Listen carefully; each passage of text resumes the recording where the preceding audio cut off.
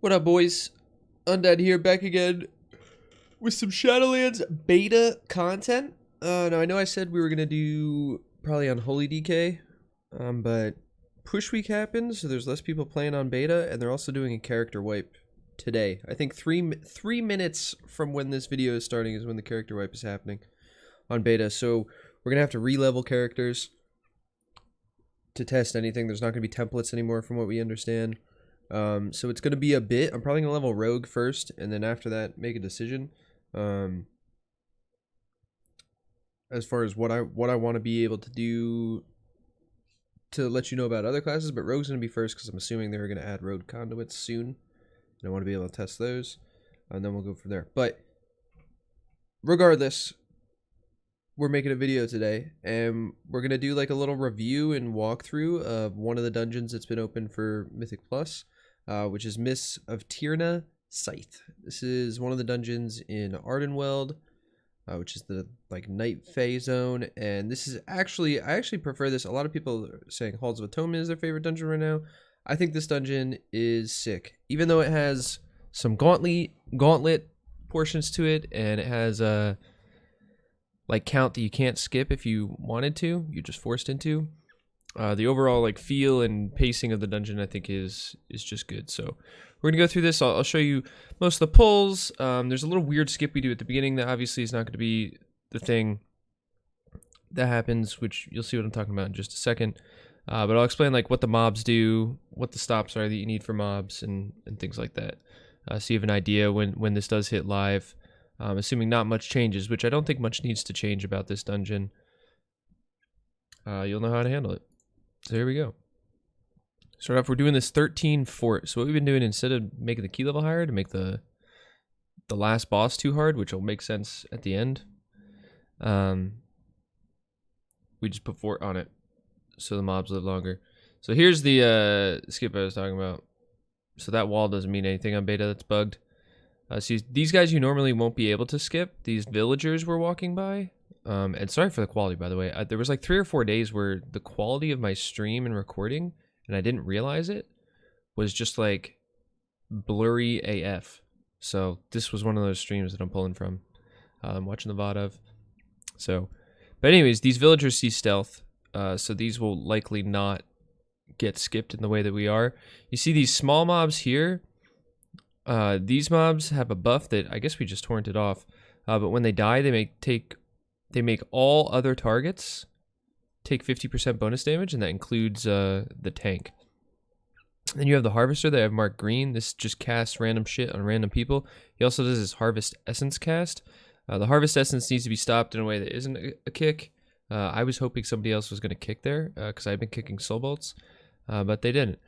And let me back up a little bit just so I can talk about the Soul Cleavers. The rest of their kicks, the Spirit Bolts, just target a random person, not necessarily targeting the tank. So these guys are kind of like augurs in King's Rest. Then you have the Soul Cleavers, which are the other like medium size mobs, which these are just tank damage, and they put a buff on themselves that make their autos heal them. So we've, after this run, eventually decided that we're targeting Soul Cleavers. Otherwise, they just live forever. Because of that, and you need to dispel the debuff they put on the tank, or else the tank gets fucking whopped. And then you have the villagers, which are the big tree boys. These guys die at 20%, and then they help you, they heal you, and they give you mana back. Because they're like imprisoned by these other dudes. And they do a frontal that disorients. And then they target somebody with overgrowth, which channels on them and turns them into a little pod that you got to break people out of. So you see a shroud here. The only mobs that we shroud here are harvesters again, soul cleavers, and then there's another one of the thrasher guys, which you'll see in the next pull anyway. This pull is double harvester. I don't think we'll end up doing double harvester. That'll probably be a shroud on live as well. So this pull, this is one of the mobs that's in one of the previous pulls we skipped, but there's 2 of them here. These guys do 2 casts. They do Bramble Burst on a timer, which they just put all this shit down underneath everybody. And then at 50% HP, from what I can tell, they start to queue up Furious Thrashing. And it's 100% HP based. It's not on a timer, which I think is really healthy.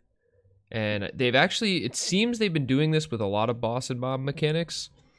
But again, it's difficult, like in the heat of a dungeon, to really test what's coming out at health percentages and what's coming out at timers. So the more you play the dungeons, the more we'll find. But these, you want to stagger them, right? You push one to 50%, and then you start hitting the other ones so that you don't have the thrash, which is the channeled AoE that's unavoidable, happen. And then we have the first boss, which is named Uwu and Ingrid. I don't know what the actual names of these guys are. It's a 2-boss fight. It has similarities to the fight in Temple of Sethrilus that I'll show you in a second. So you target the tree boy. The tree boy does the same frontal that the other trees do previously. And he also casts this Tears of the Forest CC where you just drop stuff on the ground. You'll know he's going to cast Tears of the Forest because Ingrid Malik casts Force Compliance, and that forces him to cast Tears. Ingrid Malik, the other boss, let me back up a little bit, will just cast Spirit Bolt. This can be handled with 2 melee kicks from what we saw if you kick at the very end. So the tank and 1 melee will be able to get all the kicks on Spirit Bolt. It's just a damage cast, nothing special about it.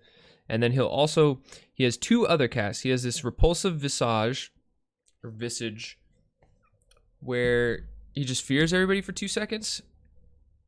And if you notice here, sometimes I've been able to immune this, sometimes I haven't. I think there's something regarding facing him, because I think I've popped an immunity and faced him and gotten feared, and I've popped an immunity and not faced him and not gotten feared, but I haven't paid enough attention to solve for that yet. Now, this little immunity phase you see here happens when Uwu hits, what is it, 25%? 20%? I think it's 20%. When he hits 20%, instead of healing you and innervating you, he stuns the boss. He also removes all buffs from the boss, and he makes the boss take bonus damage. So then you push this boss, and then when you get out of this phase, you hit Uwu again, and then you hit Ingrid, and then the fight just repeats forever. Now, there's something I want to see. I want to see if we hit a phase, because there is... There we go. So Ingrid's about to cast Embrace Darkness. Now this is the effect that forces you to target Uwu rather than him at all times. Because on a timer in each phase, he'll put Embrace Darkness on himself, which is just Lightning Shield from Temple of Sethrilus, and it lasts indefinitely. The only way to remove it is to stun him with the Uwu push mechanic. So then these mechanics repeat for the rest of the fight. And you kind of just make a call when you go back into this last phase. Like, maybe you hit the tree, maybe you hit the guy, and you choose if you're going to push or not. I think this boss is really good. I think it has just enough dungeon mechanics. 2 kicks is not anything crazy. You can handle that with a triple range comp. Especially with the downtime while he's casting Force Compliance, or while he's in the down phase. It's should be all comp friendly as long as you have a tank, which I assume you're gonna have a tank. Yeah, it's good. It lets burst classes shine. It lets 2 target cleave classes shine. And I think it's good. So then we move on to the Gauntlet portion of the dungeon. Now this first pack is static. This first pack will always be 2 mobs. And we'll talk about the maze probably midway through. So this pack will always be 2 defenders. Defenders cast 1 ability. It's Spear Flurry, which is just a frontal. You can see the animation for it there. Always targets the tank. And when any ally dies near them, they enrage and they gain 50% bonus damage. So these are typically what you want to be killing in a pack if you don't have a Soothe. If you do have a Soothe, there will be other priority targets. So we have 2 Soothes. So you can see us going through this mist. At the beginning here, we see where the Mistcaller went. We marked it with a star. The first 1 or 2, you'll be fast enough to see where Mistcaller is going.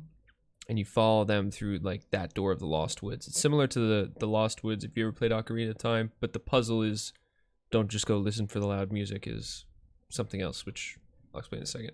So this pack, all these packs now are RNG. Like what packs you get how much trash you get. Super RNG, which is going to be absolutely fucking terrible for MDI. For live keys, you'll probably have a workaround for it that won't really matter. Now we have 2 defenders again here, and we have 2 stalkers. The 2 stalkers are typically kill targets in these pulls. You can see I'm hitting the defender because I'm an idiot. But the stalkers just jump around and put bleeds on everybody. You can see I have a bleed here right now. On a higher fort key, this becomes like pretty dangerous, and the defenders are just tank damage, so you always just, as DPS, you save yourself. You never save a tank, you never save a DPS, or you never save a healer, rather. You always save yourself, so you kill the stalkers. Now this group, we have 2 new mobs. We have the Guardian and the Stinger, along with a defender and a stalker. The Guardians are Banana Buccaneers, Banana Rampage guys. They cast this Bucking Rampage. It's this big circle. It does a knockback and a lot of damage if you're inside the circle. There you go. See me do some weird shit. And you have to stop it after the first cast. So it's a cast into a channel. So you have to cast, the cast finishes, then you can stop it in the channel, and then it won't recast. We also have the Stinger, which, let me see if I can find another circle. The 2 circles, I think the animations need to be changed so that you can differentiate, because you have the circle around the Guardian, and then the circle the Stinger puts out. If we see, there it was. Watch the Stinger. He's going to cast Anime Injection. There we go. So we cast Anime Injection. Oh wait, this is the Rampage. Where is it? There it is. It's out here on Leal. I know this is hard to see because it's so fucking blurry. I'm sorry. But this just needs to be dispelled, or it does a buttload of damage to everybody in that circle. But that's the mechanic of that. Otherwise, these mobs don't do anything else. Just tank damage. Did we do this one? Did we do this maze?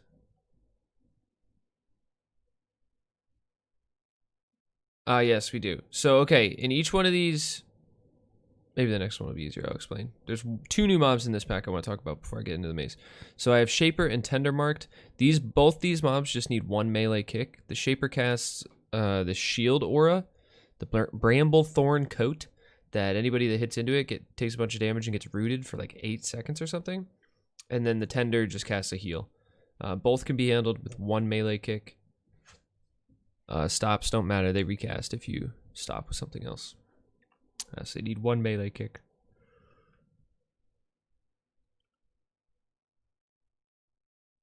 Dude, is Tiny Fat Bird going in on this puzzle? Is he just solving for us? Oh no, man, Undead, don't turn around. Okay, here we go. You can faintly see here. So each one of these little dusts in front of the doors will have a picture in it. And the picture will have 3 characteristics.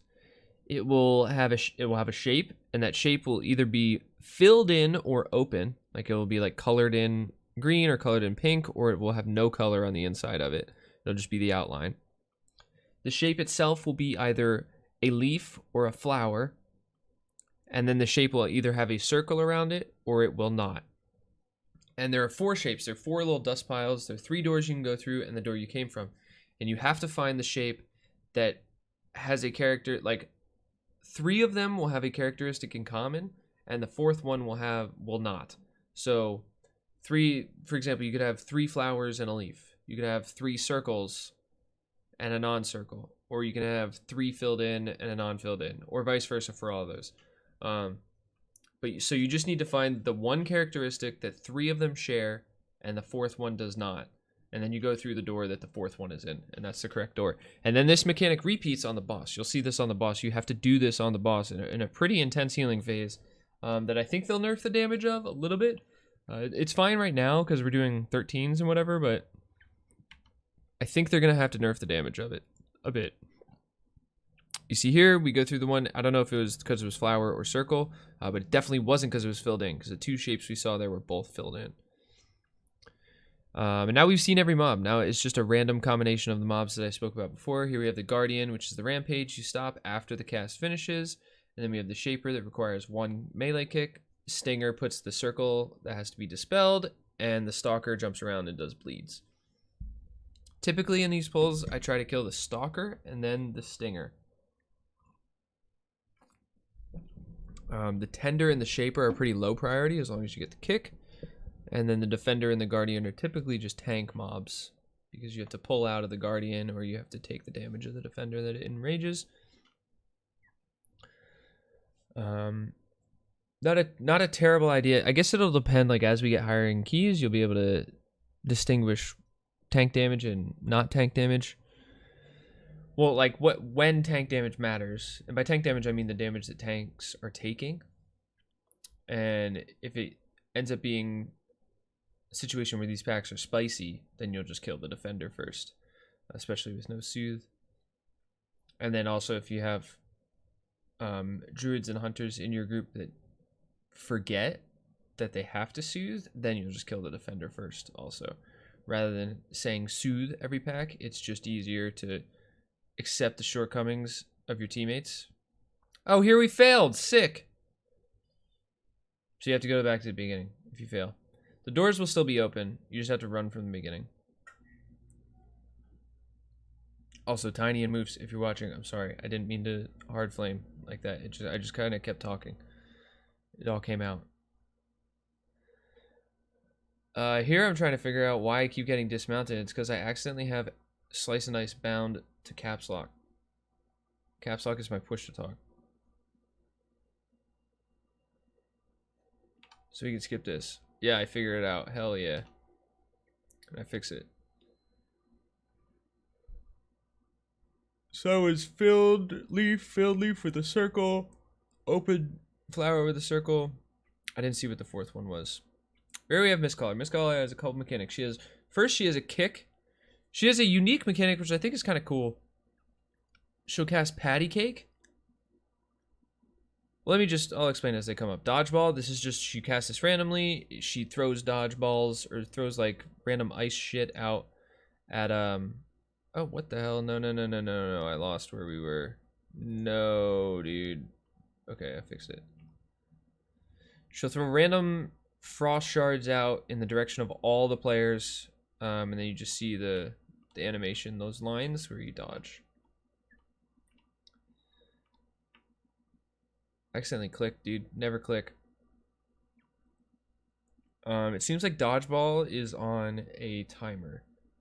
Most of the mechanics are on a timer on this boss, except for guessing game. Guessing game is health based, so you'll only play 3 guessing games every time you fight the boss. So here's Patty Cake. The tank has to kick that. No one else can kick except whoever is the tank. Then freeze tag spawns this ad. This ad will fixate on someone, and if they ever get within that circle of anyone, it'll freeze everyone. Hold on, let me back up. There's a good pause point there to show what I meant. So it's fixated on Moose right now. Moose trapped it, and there's a tiny circle around it that, before guessing game comes out, that if anyone touches this, it'll freeze and do like a big damage to anyone within like 8 yards or something. Which in most situations wipes you, because usually a dodgeball comes and you're all stunned for 8 seconds and you just die. So now guessing game comes up, which is the maze. This is the figure out where you're going. Now, once I can see all these, I can't see that far one. So this one doesn't have a circle. All 3 had a circle except this one. That's how we know it's this. You see the circle around the shape, so you have to come over and kill this. Each time one of these bursts goes off, you get smacked. It's kind of like the arcane phase of Medivh back in Upper Kara. Oh, and interesting about the fox that spawns, the freeze tag fox, you can CC it and just leave it. So you can blind it, you can trap it, you can root it, and it will time out. Or you can kill it. It depends on what you have in your group. I'm fairly certain we tested Banish and Banish didn't work, but I don't want to say that for sure. So the guessing games happen at 70, 40, and 10%. Oh, sick. The boss reset on us. This just happens sometimes on beta. She just vanishes. So we go again. Patty Cake, Evade Kicks. Here's our first guessing game at 70%. And this one is the filled in leaf. Do I know yet? Oh, no, it's not. It's the circle. Okay. Man, this blurriness is making this very hard. I feel like I can't see anything. Freeze tag, there's a little fox dude. We just walk away from it. CC it out there. Druid's going to be very good on that, but definitely not necessary. I think between blinds and traps and bindings and lots of other things, and they also don't have that much health, right? You just kind of can cleave them down. Especially if they're not fixated on a melee, you can just like kite it around. Leal, what the heck, Leal?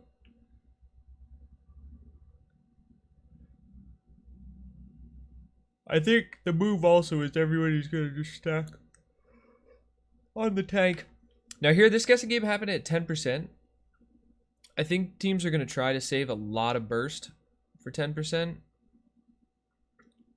and try to skip this one. Because you can skip. If you do enough damage, you can absolutely skip. What is it here? The only circle? Yeah. And that's this boss. Overall, I think this boss is good. When I first played it, I fucking hated it. I was like, dude, how am I supposed to do this guessing game? My brain can't handle it. And now my brain's kind of figured it out, and I'm a lot better at it.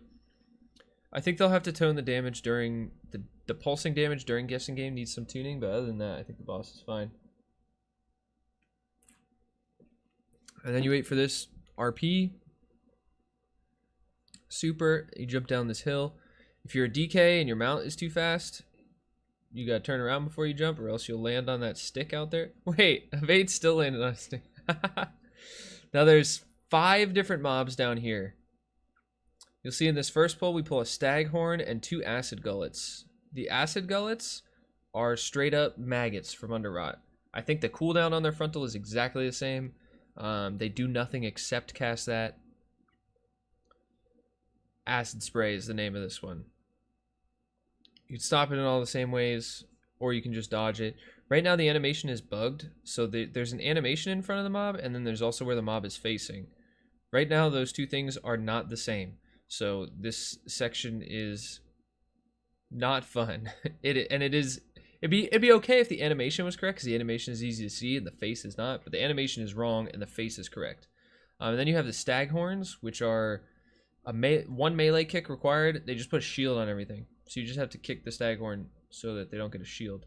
Then the Gorgers, we'll see them cast Acid Globble. There he goes. He just puts this shit down on the ground. It does a bunch of damage and knocks back, and then they leave poop as well. Although, no, that's wrong. The poop is the small guys dying. We see as the larvae die here.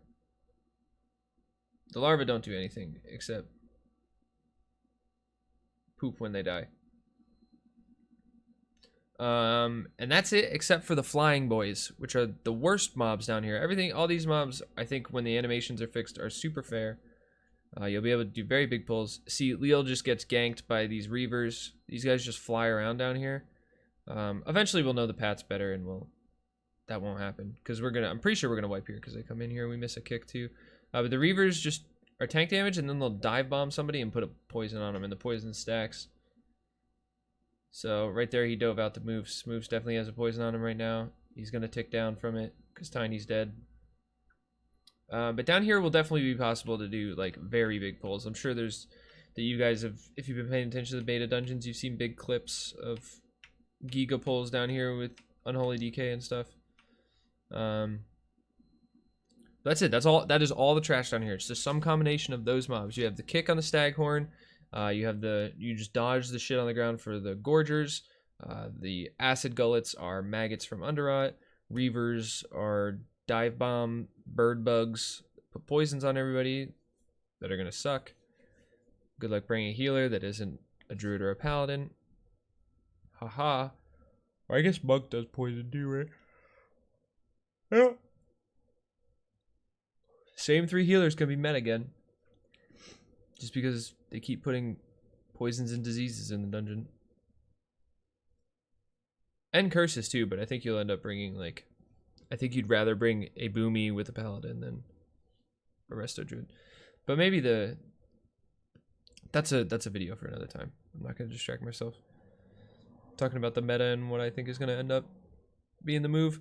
So you see we just grab our countdown here, and there's a lot of countdown here, and it's all like you could go big. So you see we're short, but there's another side of the boss. You can go 2 ways to get into the boss. Now this boss will get tuned, But the way that he works is he learns. And